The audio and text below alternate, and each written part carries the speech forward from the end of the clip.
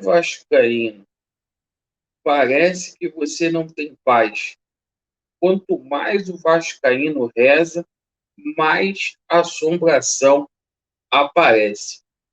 Torcida do Vasco, sob imensa esperança, e a gente vai falar aqui sobre a situação de reforços e a punição que está mantida aí, onde o Vasco não poderá contratar jogadores por conta de um conflito na justiça. Isso mesmo, meu amigo. Então eu peço ao senhor, à senhora, para se inscrever no nosso canal, deixe o seu like ou o seu dislike para avaliação do nosso conteúdo e ativem o sininho. Então vamos colocar aqui. Você, torcedor do Vasco, deve ter acordado e muito esperançoso com esta notícia. Vasco espera contar com os novos contratados já na semana que vem. São 4 encaminhados e 3 negociações. Eu acordei totalmente animado. Afinal de contas, 7 reforços aí para o Campeonato Brasileiro a gente precisa, certo? Então, essa notícia, ela deixou todos mesmo animados. Então, o Vasco tem 4 reforços encaminhados para a disputa da Série B e busca pelo menos mais 3 no mercado antes da estreia contra o Vila Nova, no dia 8 de abril, às 19 horas, em casa, com possibilidade desse jogo ser no Maracanã. A expectativa é que os contratados comecem a chegar no Rio de Janeiro a partir do próximo final de semana para realizar exames. Hoje o Vasco está acertado com o lateral direito Gabriel Dias, Eric, Zé Vitor e Carlos de Pena, né? Então tá aqui os contratos aqui dos respectivos jogadores. Gabriel Dias, com contrato até o fim de 2023, Eric, empréstimo até 2022, Zé Vitor, contrato até o fim de 2023, e Carlos de Pena, empréstimo até junho, prorrogável até o fim de 2022, certo? Além desses reforços aí, o Vasco ainda negocia com 3 atletas.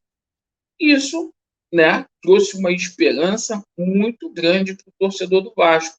Alguns destaques aí nos campeonatos regionais, como jogador do Bangu, como jogador que está vindo lá do Rio Grande do Sul, do Ipiranga. Só que chega agora na parte da manhã e a gente recebe uma verdadeira bomba. Eu vou colocar aqui para vocês e vou ler tudo para que vocês tenham ciência. Então, vamos lá.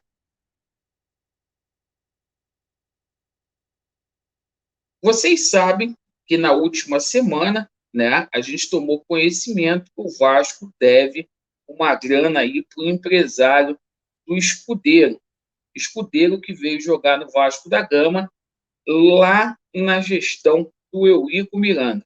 O Eurico não pagou, o Campelo não pagou, até aqui o Jorge Salgado também não tinha pago. E o que acontece? O Vasco tinha ficado impedido aí de inscrever atletas por 6 meses. E aí os jornalistas falaram que tudo estava quitado. Só que hoje teve uma notícia, né?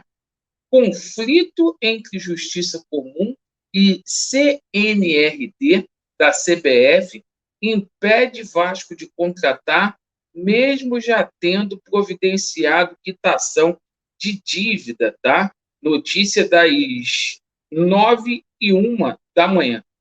Uma dívida do Vasco que impede o clube de contratar gerou um conflito entre decisões do Tribunal da CBF e da Justiça Comum.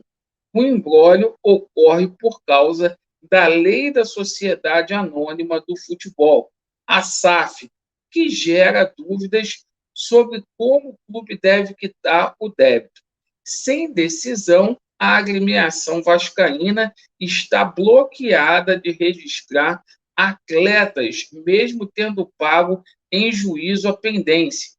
A dívida é com a empresa G3 do agente José Luiz Galante, no valor de 320 mil.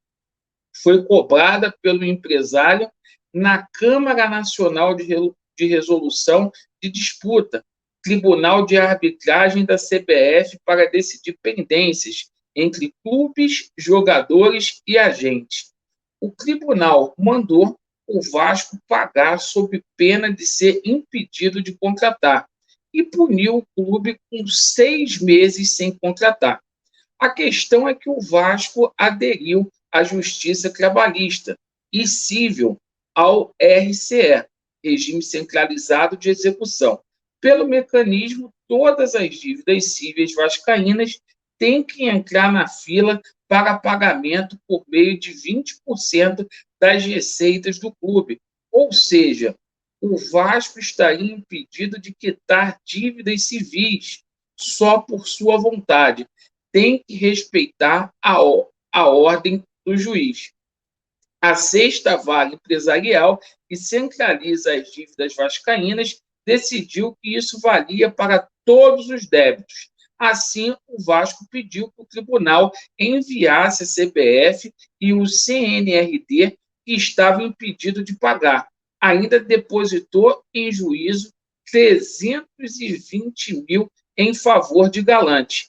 Em 3 de março, a Justiça Comum mandou oficiar a CBF e o CNRD que os débitos teriam de ser pagos dentro da centralização dos débitos e afirmou que o Vasco não poderia ser punido por isso. A Justiça informou no final de março que tanto a Confederação quanto o Tribunal Esportivo já foram avisados. Só que agora o CNRD precisa se manifestar sobre o conflito de decisões entre a justiça arbitral e comum. A partir daí, a justiça vai decidir em definitivo se os débitos no tribunal arbitral terão alguma exceção ou se de fato serão cobrados como os outros.